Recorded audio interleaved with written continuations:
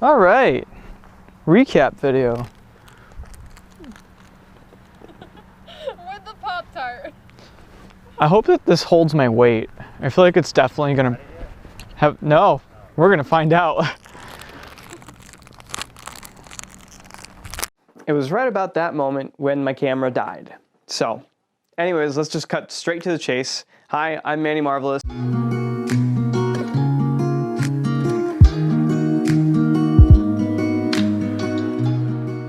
Here's my follow-up to the 2019 STI and the 2008 Mitsubishi Lancer Evolution that I did. Which one should you buy? What is the comparison and the contrast here? Mitsubishi, it's tighter. It has tighter steering, it has more awkward steering. It is more of a track car for the road. The Subaru is a little bit more soft. Not loose, soft. It's a little bit more forgiving. It is a newer car, but newer cars tend to actually be tighter than older cars. So that's something to keep in mind. We have a good 9-10 year difference between these cars, actually 11 years. And one is tighter than the other, even though it's 11 years older. It is what it is. Mileage-wise, the Lancer had about 30 to 40,000 miles more than the Subaru. The Subaru is more of a road car that could be taken on the track, but I honestly wouldn't even bother. You know, and this is no offense to the STI, but a stock STI on a track versus a stock Lancer Evolution on a track, I think the Evolution would win out, especially in the corners. Flat out acceleration, the STI was faster, but it also had more horsepower anyways because it was built to be that way. We're talking about a much more expensive build versus a much more budget build, but they're still both very nice cars.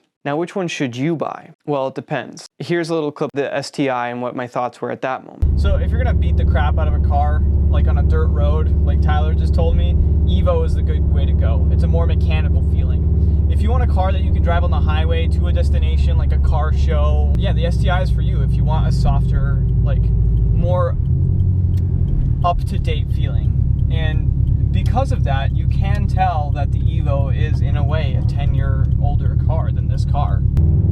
Should you buy an STI?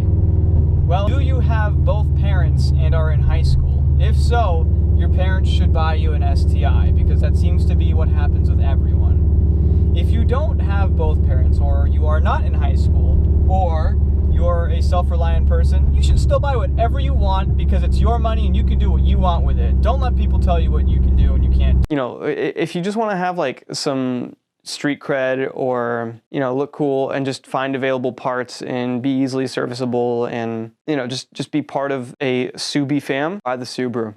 If you want to have symmetrical all-wheel drive and a stronger transmission, in my opinion, buy the Subaru. If you want an engine that blows up, buy the Subaru. All right, the new Subaru STIs don't blow up as far as I've seen so far. And that's pretty good because usually when there's a new STI, you know, people manage to blow them up within the first 6 months, even with proper tuning. Now the EVO is, do you like drag racing? Do you like track racing? Do you like rallycross? Do you like doing any sort of actual performance events and not car shows? Buy the Mitsubishi in that case. Because the Mitsubishi is a purpose-built car. It does not have as nice of an interior, but it's still awesome. And the reason it's still awesome is because it's like a multi-tool, but it really is a tool. It looks awesome though. You can park it in a car show because, like I said in one of my previous videos on the SEMA video and why the SEMA sucks, a race car can be a show car, but a show car cannot always be a race car. And this is the case with the STI and the EVO 10. The EVO 10, more of a race car. I don't know how it does in the snow. I'm assuming it's pretty similar to the STI. So they're both, you know, let's segment this out. Snow driving, whatever. They're both great. They're meant for that. Dirt driving, I don't know which one's better, but I do know that the EVO 10 has an actual setting for dirt and track and snow, okay? The STI has iDrive, which is street driving, S-Drive, which is street driving with a little bit more oomph, and SI Drive, which is street driving with a little bit more oomph and horsepower, and it's a little bit more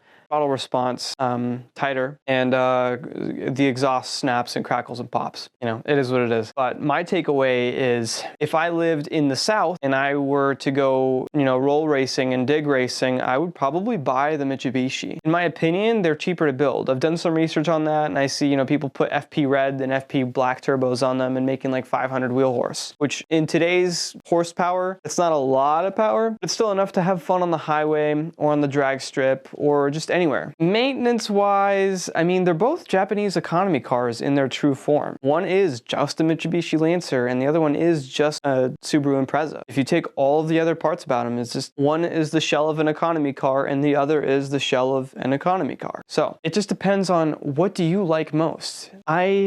For the road up here where I live, I think that the Subaru has a different type of soul. It has the soul of someone who still has that adolescent spark, someone who's still, you know, a little bit edgy and like is a little bit misunderstood, but, you know, has a good paying job now and works a regular 9 to 5 and, you know, they're enjoying life somewhat. The Lancer, the EVO 10, is that kid that was in high school that you were like, yeah, I don't really know if they're gonna make it. And then, boy, do they make it. They get out and they are just gunning, like grow some horns and they just stick it where they want it. Giggity. It's the car that wasn't understood but is now understood. It's the car that that people didn't think too much about, but now whenever it's seen as something to be revered and enjoyed. When you see an EVO 10 nowadays, you're like, wow, an EVO 10, they don't even make these anymore. Getting to the point where this is going to be a classic car in another 10 or 20 years. The STI, probably going to be made for a long time. Until we have electric only rally and that takes over, the STI will be made. Until we have the end of gas turbo all-wheel drive rally cars that are sedans, the STI will still be made. Until Audi steps up their game and gets back into rally, because we all know that Audi could probably, you know, wipe the floor, but there's just no money in it for them. There's just no money in it for Audi, so they don't.